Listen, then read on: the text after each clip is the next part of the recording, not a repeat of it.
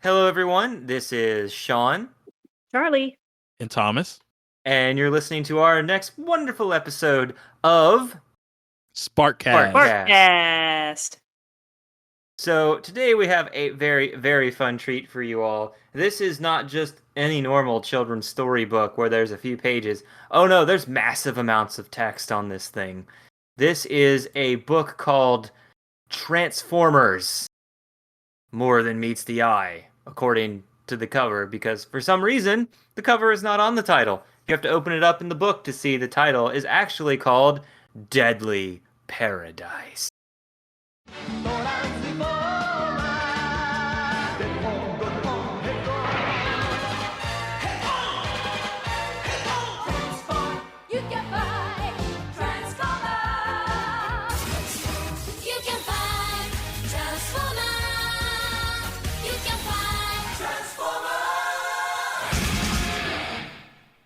If you wish, you can read along with us by looking at the book on campertree.net, CAMPHORTREE.net, and search for Deadly Paradise.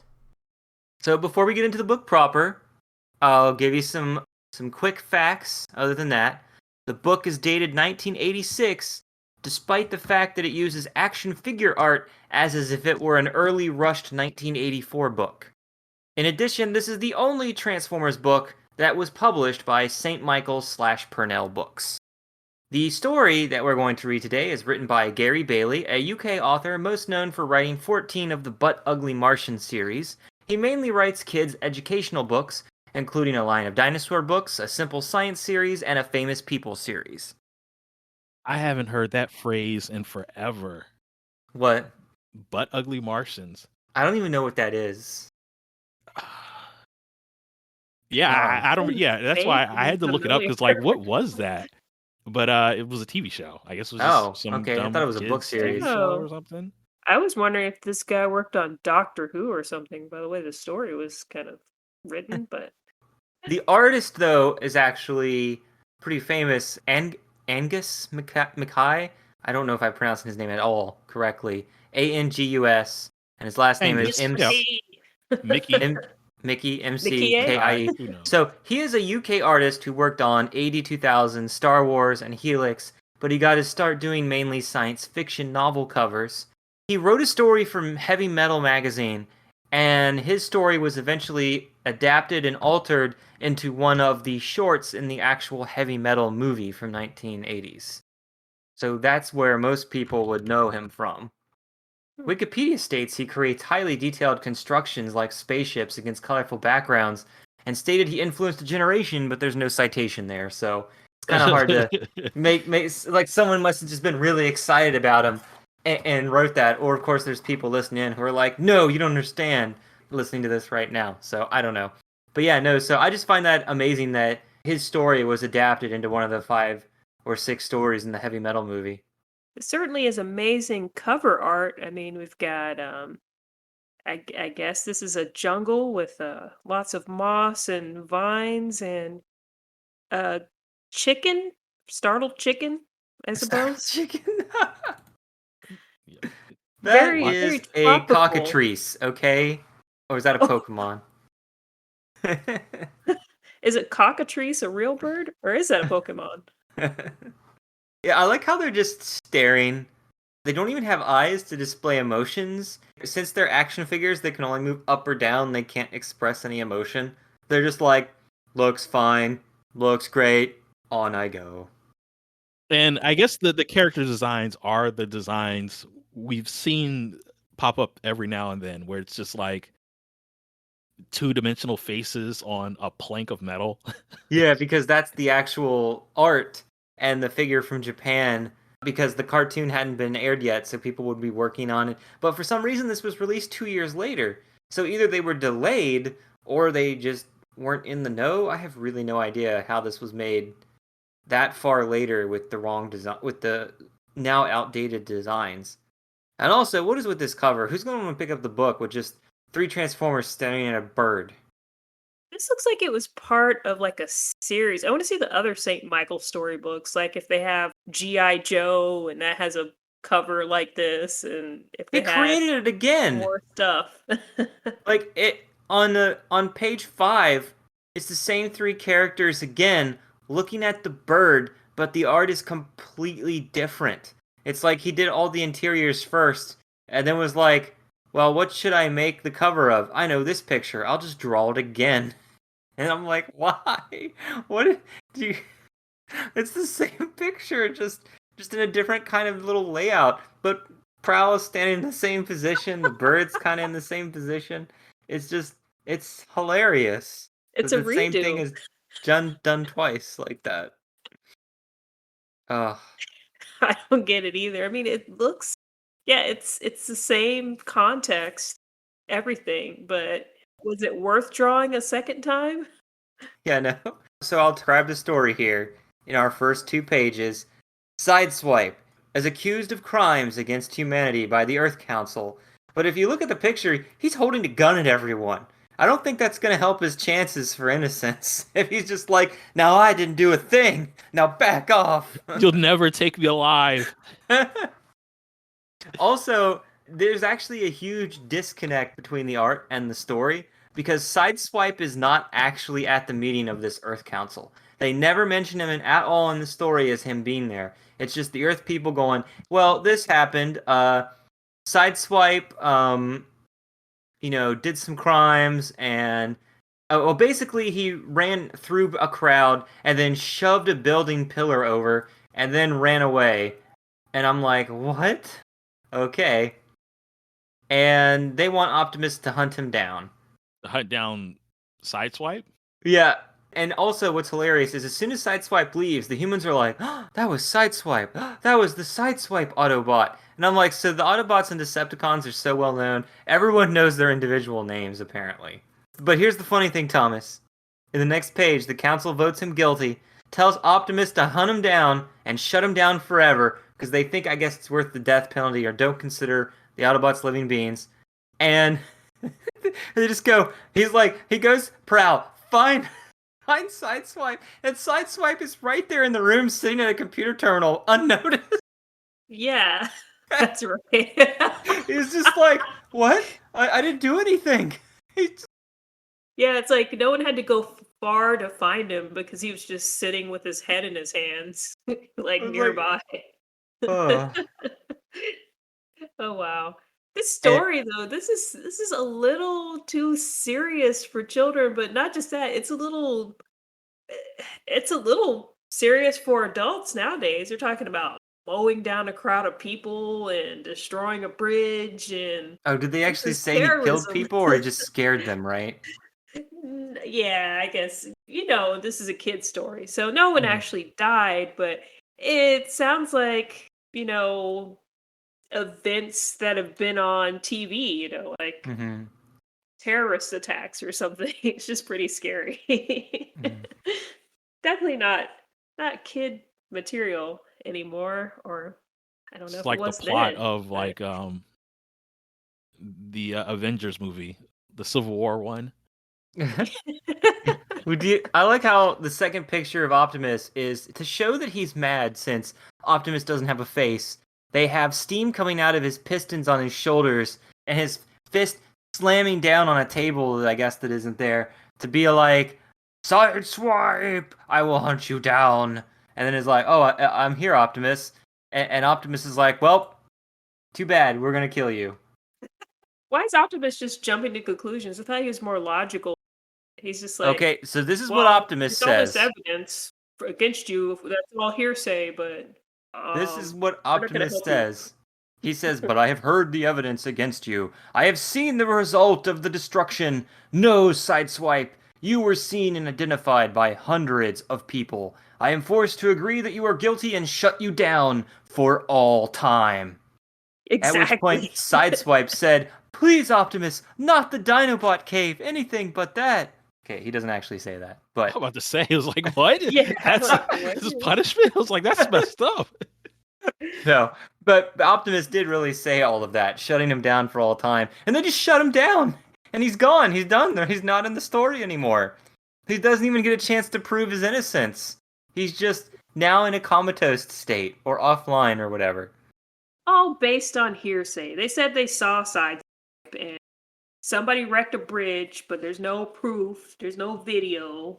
And they didn't even have a trial. It's just this council of humans or something. They don't even put Sideswipe on trial. They're just like, well, we should just kill him, to be safe, or shut him down. And Optimus is like, well, these humans who are from an unaffiliated non-law enforcement agency decided this, so I guess I'll go along with it. Poor guy, he got railroaded. Too bad. This is hilarious, though. It's like, hadn't they begun to trust the Autobots and to rely upon them in many ways? How could they trust them now? Oh, one person screws up, sure, not trust all of them. But it's like everyone has to be perfect, sorry. So, Prowl wants to investigate, and Optimus says he has the right qualifications, so he immediately ignores that and hires Bumblebee to investigate the bridge incident instead. That's true. And then I like how Bumblebee finds a piece of metal, which I guess came off from Sideswipe when he was damaging the bridge. And the picture is hilarious, because it's just Bumblebee finding a giant piece of metal, almost as if it was left out for him to find. But I think that's just the art drawing attention to it, but it's still pretty hilarious. It's green instead of blue, so that's... Oh, wait, no. I think it's the shining thing. Yeah.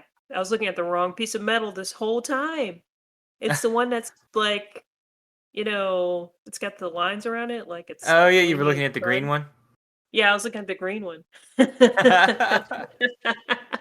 he was pointing at that with his wheel. So Thomas, what do you think happens next? So this piece of metal is supposed to be, I guess, part of Sideswipe's body or something. Well, can you think of a trope that happens in all cartoons, even Batman cartoons, when he's doing his investigation? Like, aha! I found this piece of dirt on the tires, and this dirt is only manufactured at this one place in all of existence. So yeah, that's the same thing that happens here. They're like, this metal is a special kind of metal that can only be made on this one island on the entire effing planet. So I was so angry. I thought that was going to be a piece of the real bad guy's body or something, but no, it's just a special piece of metal. That metal isn't anywhere else but a special island. yeah, I really think it is supposed to be Sideswipe's body part or a piece of him, but it's never actually stated. So you just kind of have to infer that from the writing. Well, the writing says basically it's a special piece of metal that doesn't belong to anybody, but it's just Oh, okay. Then yeah, I it's guess it's just bad writing. special special metal. But this will help Sideswipe because Bumblebee says so. He saw it, he picked it out, and that's got to be the problem. It's special metal. Yep. And then Prowl analyzes it and is like, all right, I'm going to take Bumblebee, Windcharger, Ratchet, Brawn, and Hound on my hovercraft that can somehow support, giant robots to this island. But the funniest thing is Optimus speaks and Ratchet interrupts him about it being a worthless clue, and the description just says, Optimus glared at the fixer Autobot. That should have been Gears. That's a Gears line. It's no, not no. It's just, I thought that was Gears on the cover. Too, though, right? I thought that was Gears on the cover, but it's actually, I think, Windcharger and Brawn? Windcharger and Brawn? Isn't Ratchet a complainer too? Is he one of the grouchy ones? No, he's not grouchy till another continuity. Oh, okay. But I would throw Gears in there. Some clue, interrupted Gears. Yeah, Windcharger, that is Windcharger. Okay. I like how the narrator spends a page saying the island is beautiful. The Autobots talk about how it's beautiful after being described it was beautiful because there's no humans around. They scan a cave, go in, and somehow that took 2 pages. So...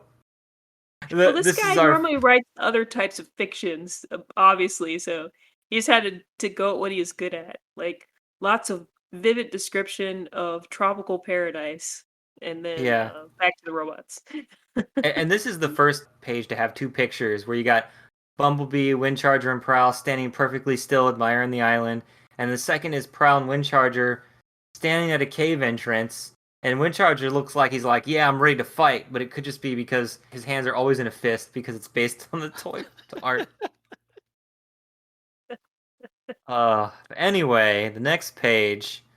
Somehow they find sentient digging machines that, quote, scream in defiance and threw themselves back, but they were too slow to avoid Braun's ruthless blows. So they just find these working robots, and Braun is like, I'm gonna kill them. Then they find some basket-carrying machines, and Windcharger repels them with magnets against a wall where they, quote, lay shattered and moaning, unquote. Wow. And Prowl even melts some of them with his acid, probably too quick for them to even scream. So are we following the bad guys now? They just like see these robots working and then murder them all. There's like they have no reason to let's fight shut this them. mine down. How do we know it's an evil mine? Yeah, Just because the metal came from there. it's like this thing, robots. It's got to be a Decepticon. Kill them all. And we'll find out it's not. Like they really did just kill someone else's robots. Jesus, man. Just why? Why are they so bloodthirsty? Drop their loads. And why is this never addressed? This is just always something that just happens, and nobody says anything about it. It's never come up. It's just like, how? This is not normal. So it's always going to go back to those bloodthirsty Autobots. Hey, how can I not? It happens all the time. It's not even just one. It's every single one of them. That's why I made sure to have those quotations for you, just how much these are other living robots, by the way, that they made suffer and die. They screamed by being attacked. They have to be living.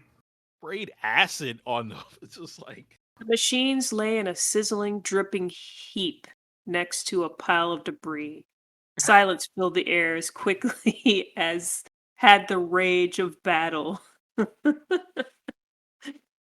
And the picture is that they don't even make a picture of them fighting these robots. Instead, the picture is, we're gonna walk to this dome. Don't even bother to illustrate the action part. I don't know if that's the artist's. It might have been the direction of the book. So, but anyway, they next meet Madam C, a human woman. Quote: do you want to describe this, Charlie? Oh boy, woman draped in a magnificent mantle that looked as if it were made of molten lead, and her skin was pale, almost gray in color, and her eyes flashed like pearls. Oh, I don't remember that part. And yeah, she looks like She-Ra met Princess Leia, met Balmorda from Willow or something, and she's like casting a spell. That's what the picture looks like. No, she's growing with the molten level shimmering radiance. So, okay. and somehow that mesmerizes the Autobots. I don't know why. I love this part. She invites them in there and says, don't worry, your friends will be happy, and has them follow her pig robots. My name is Madam C, and you're wondering what has become of your friends. and she tells them, so like after waiting for an hour, Prowl's like, take me to them, and she's like, oh, okay. And she goes to this place and goes, we have an extensive design studio here. She smiled at him innocently, but when she spoke again, her voice was full of threat. Here, old worn-out machines, perhaps even robots like yourselves, can be remodeled. Each separate part is dismantled and thoroughly, modernized, you might say. We operate a kind of health center here, and we do like everyone to be happy while they undergo our treatment. When you leave, you won't know yourself, I promise you that. Oh my god, this part was so Doctor Who to me. Like, just the way the story transitioned to this. So she says she makes machine pigs until she was hired to make something else. I wonder what it is. This actually is intriguing. Like, I never even thought of the concept of, like, maybe we don't have to do the same old Autobot Decepticon war stuff every single episode. Like, I just do something else. I know where the story's going. Oh my god. Yeah, this is... So no, continue. You like that it's different. I do. I like that it's different. I was like, and I'm just thinking of the idea, just thinking of, like, what if there were just other threats and just random things that just happen? And, this week it's the Decepticons dealing with some other guy or whatever who's trying to butt in and usurp their power or something. And, this time Bumblebee's got to deal with some other crazy woman or something like that. The creative liberties of this story were too much for me. Does that mean you're going to want to read this whole thing now, right, Thomas, once we're done? Because it intrigued you that much? I am going to continue this efficient way of digesting this book by having you guys continue on. It's not explained, but I feel that she is converting all his Autobot friends into pig robots. And that's what she means when she says they will be remodeled and you won't know yourselves, because she's changing their bodies and just putting them into pig robot bodies. That's a good assumption, Sean. That's what I got from this, but it's never stated. Instead, he goes to find his people, two of his people that are just offline, and he turns them on. Because apparently, when they turn them offline, like they do a sideswipe, it's not a big deal. You just turn them on like a switch. Well, wait a minute. You keep saying, I guess she's saying that she's done this to your friends, and you just said two of his buddies. Are you saying that there's other Transformers here that have already been succumbed? Like they've already been destroyed or remodeled? Well, it doesn't say that because... Or does she mean friends in general, as in okay, you're all just robots. I've done this to other robots, but not necessarily Transformers. Yeah, maybe. And also, again, with the art, she's showing him this factory, and instead you got droid, ball droid, human droid, and there's no pig robots here. So the art is disconnecting from the text again. Yeah, I keep seeing the mentions of pig robots, and I don't see any. I feel like that's filler for some reason. Like they just needed to put extras in the story, or something. It's time for Sean Murphy's mythological theater. Circe was a woman who tempted sailors and would always turn them into animals, but mostly pigs. We now continue to the Transformers. That was disturbing. Huh. Well, that makes sense. It actually makes a lot of sense. But in this story, she says, "Oh, I just like making pig robots. I don't know why." She literally says that to him. That's just the style I like. Whatever. I guess everybody has what they like and can't explain it. Very productive.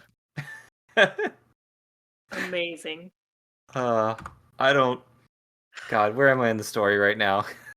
This guy's a scholar. Let's just throw everything in there. Oh my God. I have always had a preference for modeling pigs myself. Indeed, it has been my life's passion. Yeah, there it was. To make pig robots. My passion.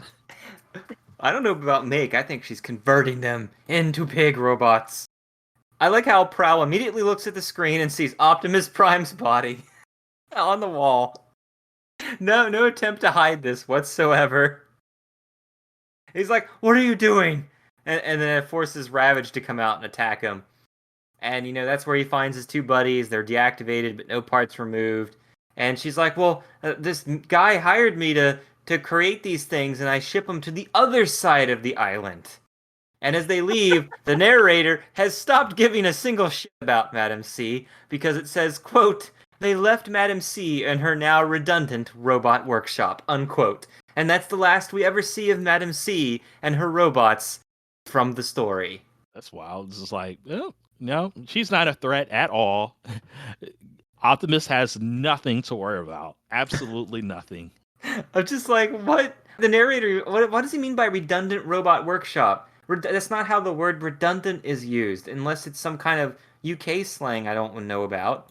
So they go into an underground cavern with metal walls, split into two teams, and then luckily they stay in two teams as it keeps becoming a maze. Prowl argues with everyone to take the path he chooses, with no reason as to why he's choosing the path. Our leader. Well, no, he has a reason, and it makes perfect sense. What? He says, take this way because the path is wider. What? I mean, that Seriously? that makes sense, right? I mean, the path is wider, so that's the way out. They are some wide robots. They need Oh a my wider god, it is path, so I guess. stupid. Yeah. I was like, I like how the tunnel's big Figure. enough for them. Yeah. Well, it's made by Decepticons, I guess. But I'm trying to look for that quote now where he's like, go this way. It's okay. So the path is split and divided into two. Prowl took the right fork as it seemed the wider path. Oh, okay. And then they're later like, oh god, it's too dark. Our shadows aren't being cast anymore. I'm like, what? Does That the sunlight totally keep bending through the maze with you? I was like, that what are you totally talking makes about? Oh my That's god. not how science works. You write science books. if you're stuck in some kind of bifurcated maze, just always take the widest path. That will totally lead you out. I mean, you're inside of a snail shell or something and you just got to get out of there. Just look for it to get wider. That's definitely the way out. Oh yeah, this is how he Just have says. no idea why He says, that would this is be the way we'll logical. go, ordered Prowl, and he stamped off ahead of the other. As if he's like, decision's made, now follow. Let's go this way, gasped the frustrated hound. No, I don't like it, disagreed Ratchet. It looks too dark. Too dark? Really? These are robots. Come on. As fate would have it, they are captured by cages as Megatron introduces himself. And Prowl, I'm assuming this is his plan, admits defeat and then asks Megatron how he turned Sideswipe to his cause. And I'm thinking Prowl's gotta know that he didn't turn him. I think he's just pretending to be stupid so Megatron will gloat. And Megatron does. He lets him out of the cage and just says, ah, walk with me, Prowl. Come and let me show you what I've done for Oh my my God. Oh, He shows him a Prowl clone, which is what the art is. Then you got happy action figure Megatron face. Like, probably the first emotion from any of this art in the entire book. and he had to draw like extra lines to show the Shock. surprise. Like there's shock and Yes. surprise lines. And then the clone is just like, so, Just stone face, just staring ahead. yeah. So basically, Megatron's like, ha, I showed you, now back to your cage. And then Megatron's guards are walking him back, and instead of trying to, like, attack them in a suicide attack, he's like, oh, wait, Rumble's here. So he makes fun of Rumble and says, Rumble, weakest of all, Megatron's mouse, they call you. And the guards join in the laugh. And so Rumble shakes the ground to show everybody how cool he is, which causes the stalactites to fall on all the guards, and none of the Autobots, because they're in force shields, safe. Oh my god.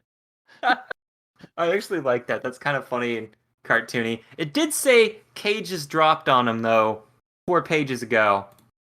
And I don't think they described to us that it was actually force cages. Okay.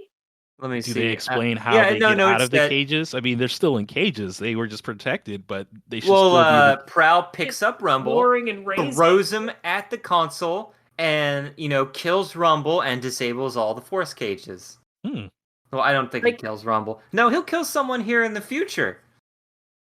And as they're fighting, Skywarp and Starscream show up, and they break Hound's leg. But Windcharger, all right, Thomas, I need to be serious with you for a minute.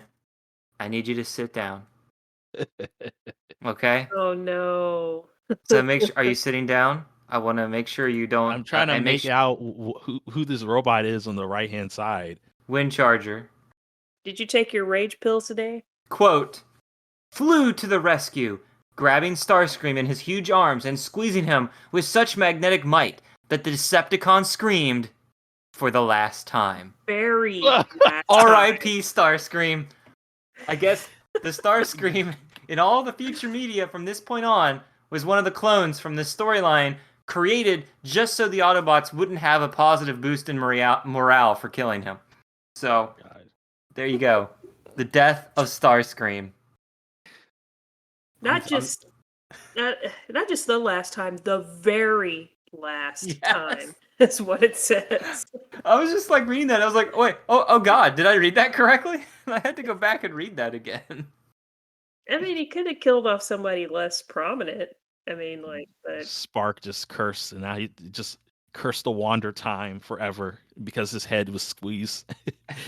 I actually thought you were gonna be pretty angry about this, like before we started talking. Before I mean, like... it's just so random and ridiculous. I mean, I don't think anything of this. It's like, oh my god, because he's the best. That's why he had to be the very first murdered Autobot. Oh, Autobot. Okay. Or sorry, Decepticon, Transformer. That's what I mean. I like how Skywarp in the back is like, "Fuck, I'm getting out of here." He just takes off. And the picture is literally Windcharger vibrating Starscream's head to death with his magnets. There's no way he's crushing him with his hands as outstretched as far as they are. But then Prowl does something pretty hilarious. He yells at Megatron behind the clone of himself, so that Megatron's just like, "Ha, Prowl, I heard you," and then he blows up his own clone. I do like how the clones are so brittle; they're destroyed in one blast, though. It's like, well, guess they were. Even though earlier Megatron said they were perfect in every way except they listened to him, but clones are always inferior, I guess. So they die immediately. But then Prowl destroys Megatron's gone arm. Megatron flies through a secret passage, and just when you thought they were trapped there forever, Hound's like, "Aw, man, I ran out of lubricant, which means I've been leaking this whole time." So they follow the lubricant out of the maze and return the Sideswipe plans to the Council and Optimus to prove Sideswipe's innocence. That was very convenient. Yes. Oh, wow. And so I'm really annoyed at the last picture because it's Optimus standing up there, and I thought, oh, it's a clone of Optimus. Then I read the story, and no, even though they set up the plans earlier, they didn't make a clone. It's just Optimus standing on some steps facing the Autobots, and it's just him like congratulating them, you assume, at the end of the story, because it actually isn't said at the end other than they reported back to him, and I'm assuming this is what happened. They reported him. And Sideswipe was never mentioned again, besides the fact that he was saved. Yep. I guess. Did Optimus decide that he wanted to get another lawyer, and then they asked for a retrial? Did he No. appeal the case? Did he kick Sideswipe out of the Transformers since he just brought too much negative publicity? He just sent the files and we're like, well, he's innocent. We're turning him on again. Even though the humans are like, but we need 18 months of red tape investigation first. Hey, Sideswipe's face has already been all over TV. They can't erase that. Hide a scandal. It's actually kind of cool. There's a double page spread. The last two pages are all the art of the Decepticons with CD, Cersei, whatever, down Madam there. C. It's Madam C. And then the right page is all the Autobots, including Mr. I'm only going to talk and not be in this story, Sideswipe and Optimus. Why does Ratchet not have his face? Because he's also based on the figure. But you never saw Ratchet do anything in the story other than complain twice. Hound, I think, said, "Here's something down here," and Brawn only punched those one things innocently to death once. That was it. I think Brawn showed up did one Bumblebee sentence. do anything? I mean, he was called out by Optimus. Oh my god, he was on the island, but I don't think he ever did anything other than vanish when he was supposed to be on sentry duty. Yeah. I don't know, it's hard to keep it all up in check when you can only say one of them did something every few paragraphs. And then Bumblebee, Windcharger, Brawn, Prowl. And then the Decepticons, however, we got Ravage, Skywarp, Starscream, Rumble, and Megatron. What is wrong with this picture? A good portion of these characters will never be seen again, apparently. No, art-wise. Starscream's dead. Madam C's gone. She's in her redundant lab or whatever that thing is, factory, making pigs. Charlie, what did you, do you see anything wrong with the Decepticon picture? I see something wrong with it. It was what you were talking about earlier about cassette robots. You're talking about Ravage Cassette? Like the fact that he's not in cassette mode? Well, Ravage Cassette's down there, and he's kind of small, but Rumble is also a cassette robot. He is as tall as a normal Transformer here, despite the story saying and Prowl's plan being making fun of his size so that he'll try to recompensate. He is shorter than the others, but not really short enough, I guess. No, Rumble Rumble's he's small. He's very small. Yeah, Rumble's the guy with the visor with his face next to Megatron's armpit. Oh, yeah, okay. in this They picture, he definitely looks drew him in the wrong perspective. he looks but bigger he is than standing on a Starscream. riser. Look at his foot. He's on a riser. He's supposed to be as tall as Skywarp's knee there. He's supposed to be as tall as a human. And he was never drawn in the story either, I realized.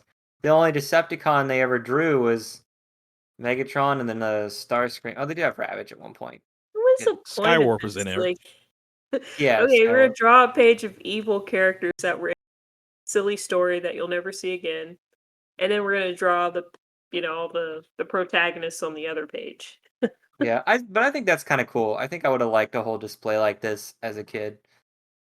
I guess usually they would put that maybe in the very dead center of the book, like like the How and Why books with the Oh yeah, you're right. the undersea. Yeah, usually you would think this would be better in the beginning with like names under them, so you know who's who. Yeah, that seems like a centerfold kind of thing that they would put in the middle. What was the point with the woman? She was making clone body parts and helping them design the clones for the Decepticons, but she was just doing it to do it. She wasn't evil. She was just like, well, I got hired and I'm doing it. Like, that's it. That's the only reason. She was just a story device, just had to break up the testosterone in the story. And she's like, while we're on the subject, I also like to make pig robots, turn robots into pig robots. But, that's a story for another day. Yeah, Oh my exactly. If he were She's to just- write another of these, maybe he would have made a story all about Madam C and her pig robots. She was just doing it for the love of it. She just loves the robots. Do you want to draw that book, Charlie? Madam C's Pig Oh, Robots? God. I can write it. You can draw it. Oh, no.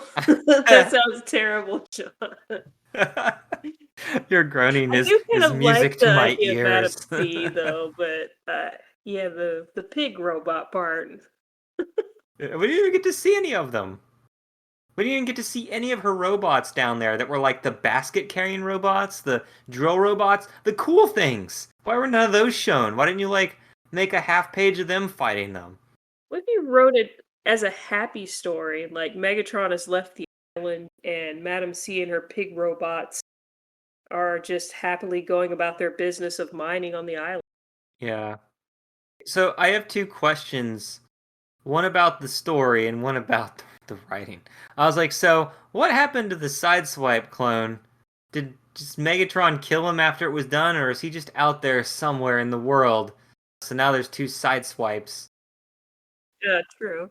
They gave that side swipe to the government. Optimus did it. It's like that's how they got out of the not having to have another trial. They just let the other one get murdered. One of my questions was, why did the writer think he could just kill Starscream or any of these characters? And then two, what editor allowed that to happen? It's just No like, editor? main character on the cartoon. Sure, we'll let him die. It just seems like they needed this book. Looks like it's part of a series of books for kids or something. It's the only More one. of them. Like, no, but I mean, I feel like it's not more Transformers, but just other Saint Michael storybooks. Because it says storybooks, plural, which makes me think they just have a lot of these. So maybe they have ones that are using syndicated cartoons, or maybe they're about other things, just topics like Saint Michael storybooks, the train book or something, or Well, let's see what Google has to show us. Undersea. I was trying to look for something. It's going to be hard to find, though, because St. Michael's an angel, so that's going to be really hard to find. Yeah, like I was looking. I'm going to put Gary Bailey on there just to... Well, no, don't look for the writer. You'd have to look for the imprint or the publisher, which was... Well, Purnell Books. Purnell Books is Purnell? how you would find it.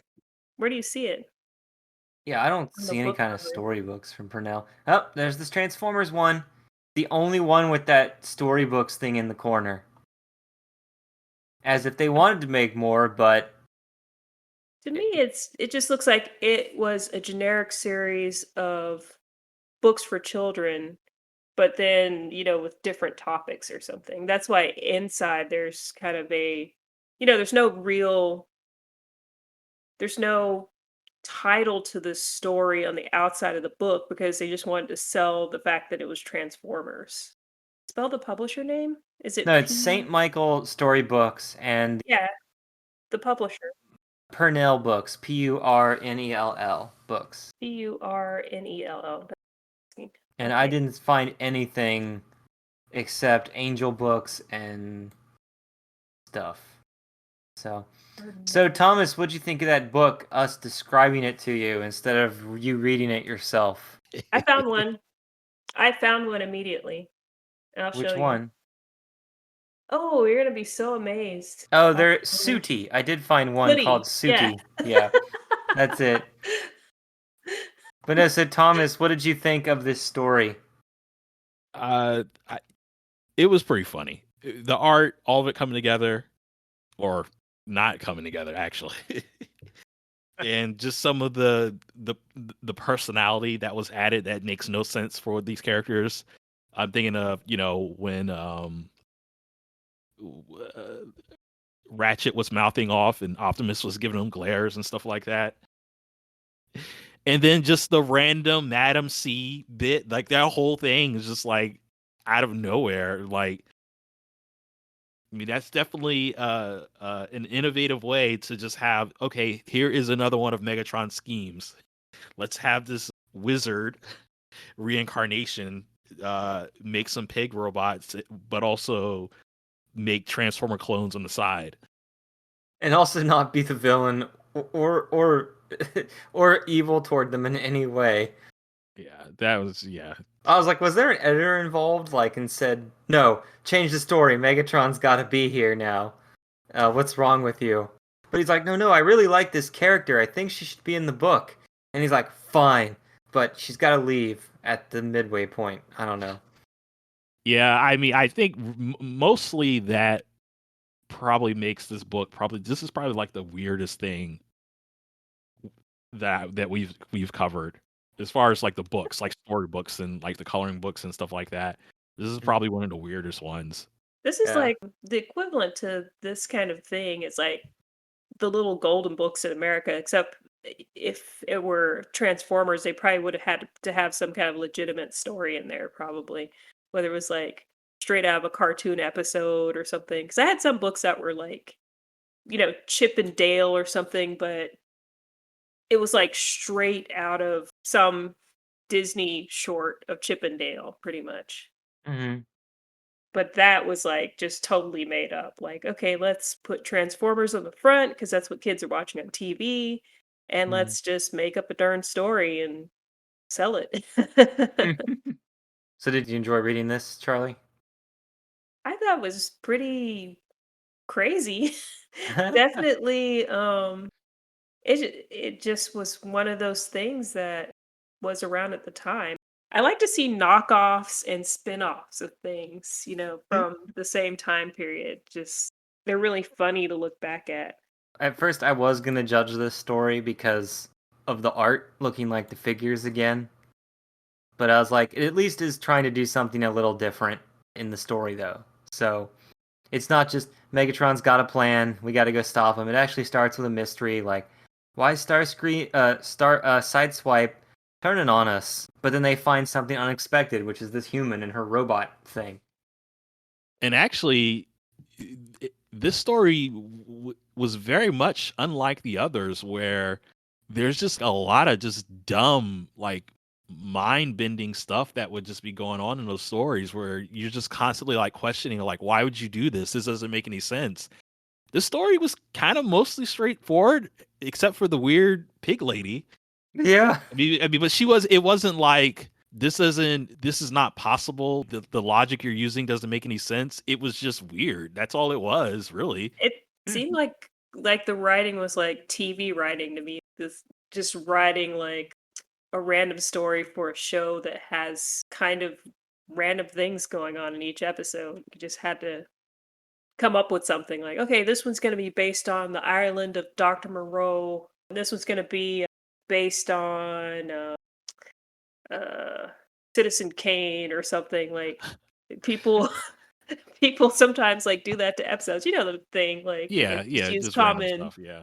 common Well, plots, common tropes. This is Romeo and Juliet in this, but I guess got the skin of our show on it.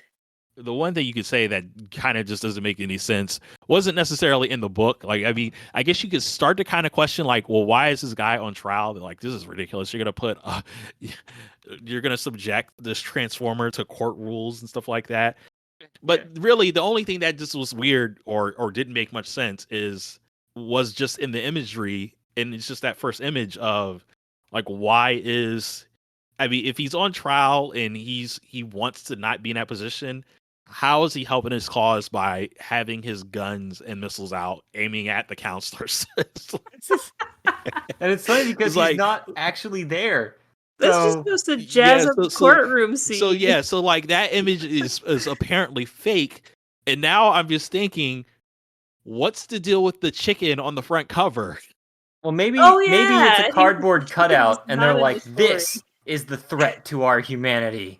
And so they had a cardboard cutout of Sideswipe put up in the room, pointing guns at them, just because he wanted to emphasize how dangerous these robots are through propaganda. Thomas the chicken was just there to accentuate the tropicality of the location. Okay, A it's chicken? yeah, that or whatever it is. What is cockatrice? Yeah, Yeah. and almost like a phoenix. It was kind of glowing with some kind of powerful aura. Mhm. I don't know why, but that's Yeah. how he chose to portray that. But yeah, I This was guess an interesting book, though. yeah. This was definitely more interesting than most of the others. Like you said earlier about people out of context, they're like talking while they're looking through the forest, and it's just kind of funny because they're like, "Ah, it's peaceful here." Like coming from people who normally always want to get back to Cybertron in the show, and just like it was so funny seeing Prowl be like, "I'm the leader, follow me, damn." And then the weirdest though is Optimus, just like it's so out of character for him to be so angry, like Sideswipe. How could you destroy all the peace I've been building with these humans? I'm turning you off.